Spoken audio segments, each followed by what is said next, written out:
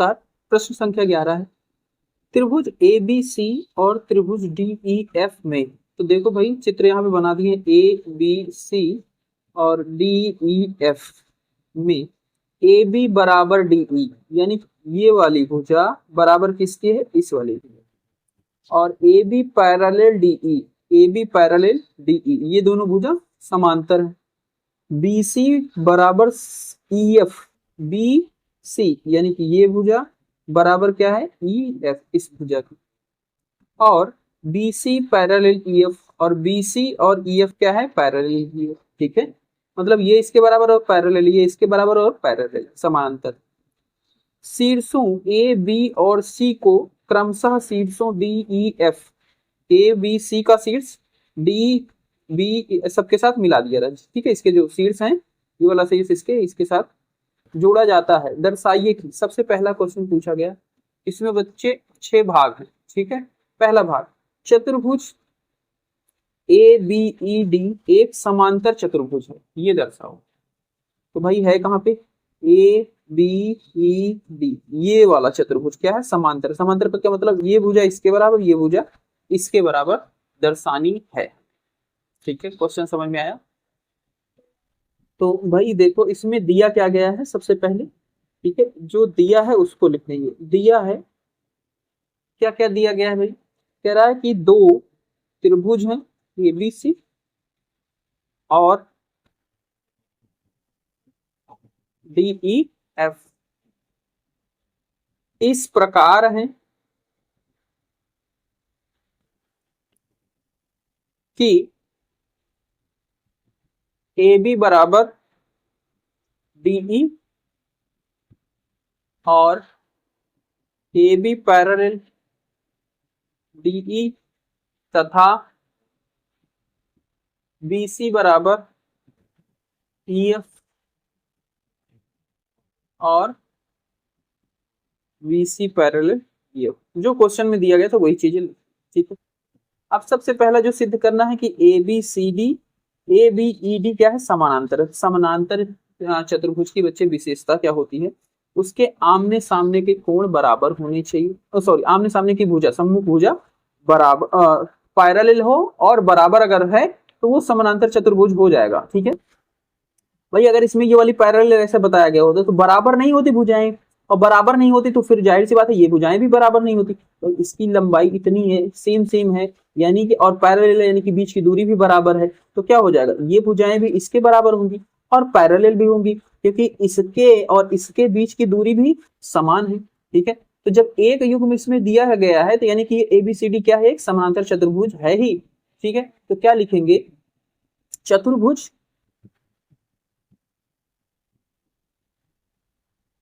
ए B E D में A B बराबर D E और A B parallel D E दिया गया है। ठीक है, अब ये क्या चीज है भाई, सम्मुख। ठीक है, मतलब आमने सामने की सम्मुख भुजाओं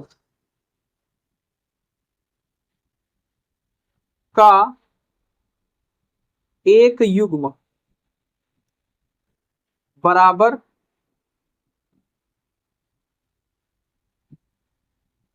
और समांतर होता है।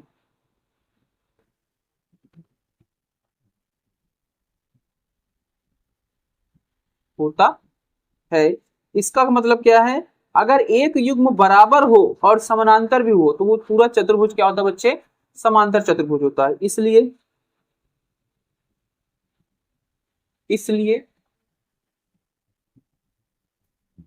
ए बी ई डी एक समांतर चतुर्भुज है।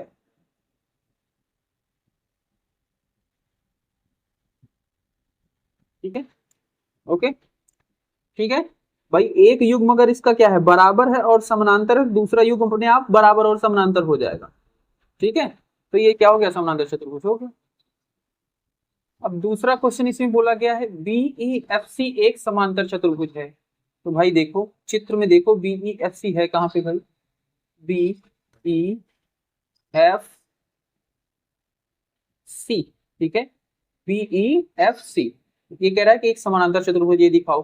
भाई ध्यान से अगर इसको आप देखोगे तो इसमें भी ये वाली भुजा इसके बराबर है और ये क्या है, समांतर भी है, ठीक है। समांतर है यानी कि ये भुजा बराबर होंगी दोनों, ठीक है। और क्या है, बराबर भी है, यानी कि जितनी लंबाई इसकी है उतनी लंबाई इसकी है, यानी कि ये भुजा और ये भुजा के बीच की दूरी भी क्या है, बराबर है। यानी कि ये दोनों बराबर और समानांतर है, तो ये दोनों आप अपने आप बराबर और समानांतर है, और इसलिए ये भी क्या है, एक समांतर चतुर्भुज है, ठीक है। तो लिखेंगे कैसे इसको, सेम टू सेम ऐसे ही है, इसको भी लिखना है। अब चतुर्भुज, sorry, B E F C में बी सी बराबर एफ ई और B C parallel F E सम्मुख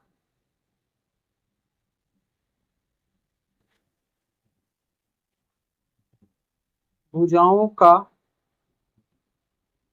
एक युग्म बराबर और समांतर होता है, ठीक है। इसलिए बी ई एफ सी एक समांतर चतुर्भुज है, ठीक है। इस तरीके से इसका भी जवाब देखें। इसके बाद तीसरा देखें भाई, एडी पैरेलल सी एफ और एडी बराबर सी एफ। देखो डायग्राम में आते हैं भाई, डायग्राम में देखो, एडी, ये रहा एडी पैरेलल सी एफ, यानी कि ये वाली लाइन इसके पैरेलल दिखाओ, और एडी बराबर सी एफ, और इनकी लंबाई भी बराबर दिखाओ, ठीक है। कैसे दिखा सकते हैं भाई, तो हमें एक चीज पता है, ये वाली जो भुजा है इसके समानांतर है और बराबर भी है, ठीक है, ओके। और ये वाली भुजा जो है इसके बराबर है और समानांतर भी, अभी सिद्ध हो गया है। ये A B C D, A B E D एक समांतर चतुर्भुज था, तो ये वाली भुजा इसके बराबर और समानांतर होगी। और इसी तरीके से ये वाली भुजा इसके बराबर और समानांतर होगी, क्योंकि बी सी एफ ई ये भी समानांतर चतुर्भुज है, ये इसके बराबर होगी। तो दो समीकरण लिख लेंगे भाई, जब ये भुजा इसके बराबर है और ये भुजा इसके बराबर है, तो ये भुजा इसके बराबर है ही, समझ रहे हो। और ये भुजा इसके समांतर है और ये भुजा इसके समांतर है, तो ये भुजा भी इसके समांतर होगी, ठीक है। तो इसी का हम यूज करेंगे, तो इसको लिखेंगे किस तरीके से, देखो लिखेंगे भाई कि इसमें जो है, अब जो हमारा एडी है वो बराबर है बीई, डायग्राम बनाए उसमें मिलाते चलो, जो बोले वही कर रहे हैं। और क्या है, ये दोनों समांतर भी हैं, क्यों है भाई, क्योंकि ए बी ई डी एक समांतर चतुर्भुज है। ये क्या है, एक समांतर चतुर्भुज है, इसलिए क्या है, बराबर ही होंगे। इसको बना लो पहला समीकरण, ठीक है, पहला। इसी तरीके से और जो दूसरी चीज बोले थे कि सी एफ बराबर बीई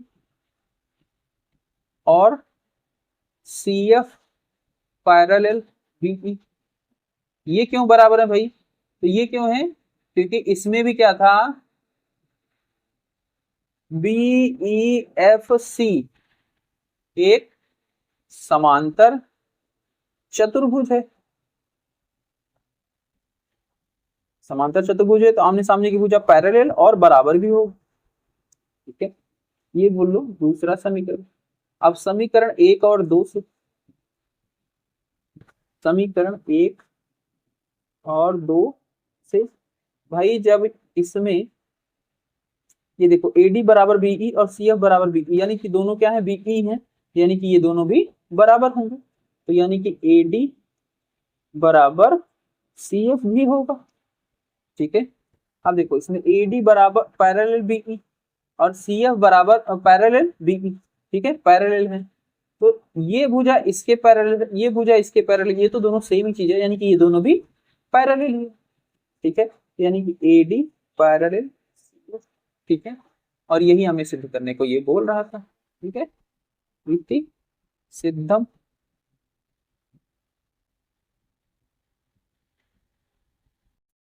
चौथा प्रश्न है, चतुर्भुज ACFD एक समांतर चतुर्भुज है, ये बताना है भाई। ठीक है, ACFD, तो चित्र में देखते हैं भाई, ACFD, अब इसको भी समांतर चतुर्भुज बताना है। तो अभी हमने भाई तीसरे में क्या सिद्ध किया कि ये वाली भुजा इसके बराबर है और समांतर भी है, और जब ये इसके बराबर और समानांतर है तो जाहिर सी बात है ये भुजा भी इसके बराबर और समानांतर होगी। ठीक है, समांतर है इसके मतलब इसके और इसके बीच की दूरी बराबर है, यानी कि ये भुजा बराबर है, और इनकी लंबाई बराबर है, तो यानी कि इनकी भी लंबाई बराबर है ना। ठीक है, समझने वाली बात है भाई सारी चीजें।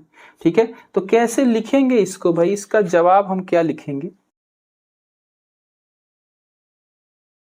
कि AD, अभी हमने पीछे सिद्ध किया है, AD बराबर CF और AD पैरेलल CF। इसका मतलब है क्या, ये सम्मुख है, दोनों ये भुजाएं क्या हैं, AD और CF क्या है, सम्मुख है। सम्मुख भुजाओं का एक युग्म बराबर और समांतर होता है।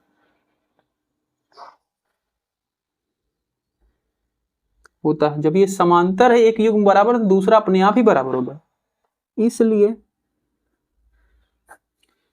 ACFD एक समांतर चतुर्भुज है। ठीक है, इसलिए क्या है, ये समांतर चतुर्भुज है। इस तरीके से इसका जवाब हम लिखेंगे। इसका पांचवा भाग है AC बराबर DF। ठीक है, चित्र पे आते हैं भाई एक बार हम। चित्र में देखो ACDF, तो भाई इसको इसके बराबर दिखाओ, तो अभी हमारा सिद्ध हो गया कि ACFDF FD ये क्या हो गया, समानांतर चतुर्भुज हो गया। समानांतर चतुर्भुज हो गया, जाहिर सी बात ये हो जाए इसके बराबर, तो बस इसको लिख देंगे ACFD एक समांतर चतुर्भुज है।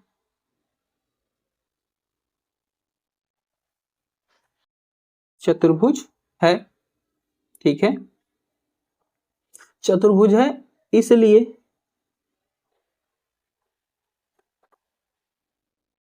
AC बराबर DF, और दोनों पैरेलल भी होंगे, AC पैरेलल DF भी, बस सिद्ध हो गया। ठीक है, छठा देखो, त्रिभुज ABC सर्वांगसम त्रिभुज DEF है, ये हमें दिखाना है भाई कि ये दोनों क्या है, सर्वांगसम है। तो चित्र में एक बार देखो भाई, कहां पे है ये, त्रिभुज ABC, ठीक है, ये रहा, DEF को सर्वांगसम दिखाना है। तो सर्वांगसम इसको कैसे दिखा सकते हैं, बहुत सारा आसान है, ये तो बहुत ही आसान तरीका है बिल्कुल भाई। देखो इन दोनों त्रिभुजों में पहली बात तो दिया ही गया है कि ये भुजा इसके बराबर है, ये भुजा इसके बराबर है।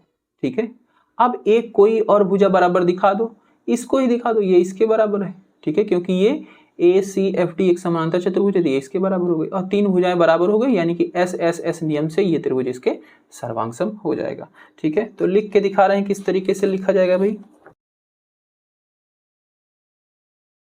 लिखेंगे त्रिभुज ABC और त्रिभुज DEF में, ठीक है, इसमें AB बराबर DE, ठीक है, ये चीज हमें दी ही गई थी, AB बराबर DE, इसको ये भी लिख सकते हो, ये दिया ही है, ठीक है, मैंने डायग्राम में इसलिए बना ही दिया था, पहले दिया है, ठीक है, और BC बराबर EF, ये भी दिया ही है प्रश्न में, ठीक है। तीसरी चीज क्या, CA या AC बराबर DF, ठीक है, ये क्यों है भाई, क्योंकि ACFD एक समांतर चतुर्भुज है, समांतर चतुर्भुज, ठीक है, तो ये भी बराबर हो गया, तीन भुजाएं बराबर हो गई, अतः त्रिभुज ABC सर्वांगसम त्रिभुज DEF SSS नियम से, ठीक है, इस नियम से क्या है, सर्वांगसम है। इस तरीके से हमारा ये क्वेश्चन कंप्लीट होता है।